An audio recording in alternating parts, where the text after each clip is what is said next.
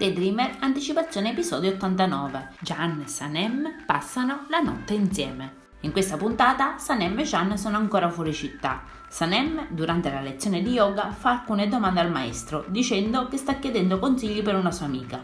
Vuole sapere come riuscire a non perdere qualcuno. Così Jeanne interviene irritato, tirando fuori il discorso delle bugie. Il maestro suggerisce di parlare per risolvere i problemi. Sanem aggiunge che lui non parla ma urla. Il maestro fa alzare tutti in piedi e poi li invita a gettarsi indietro sul proprio partner. Jeanne trattiene Sanem e non la fa cadere. Lei gli dice che sapeva che l'avrebbe presa perché si fida di lui.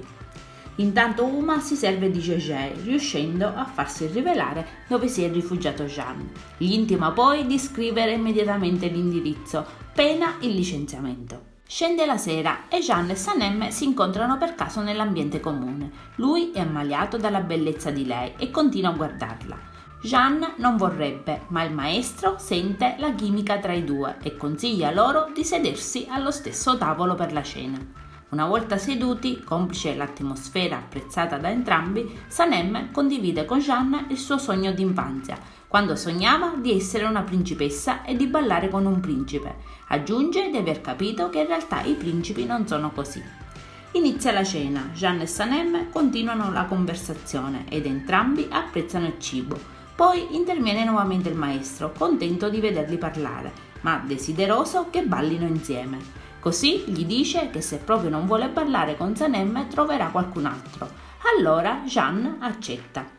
Il maestro suggerisce di chiudere gli occhi e di lasciarsi andare alla musica.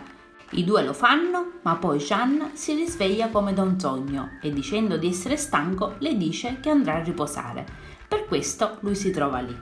Sanem va in camera a letto, ma il riscaldamento non va e lei ha freddo. Allora si reca alla reception e cerca di risolvere il problema, ma l'addetto alle riparazioni arriverà il giorno successivo. Jeanne allora nei paraggi proprio in quel momento dice che possono scambiarsi di stanza. Alla fine Sanem va nella stanza di Jeanne che la fa accomodare sul divano. Mentre lui sta nel letto matrimoniale, Sanem si lamenta di questo, mentre Jeanne legge un libro. I due discutono e alla fine, dopo che minaccia più volte di andarsene, Sanem si mette a dormire nello stesso letto, sebbene uno da una parte e uno dall'altra. La coperta però non è abbastanza per entrambi e i due se la contengono nel dormiveglie. L'indomani Jeanne e Sanem si risvegliano abbracciati e si danno il buongiorno, giocando teneramente con i loro nasi.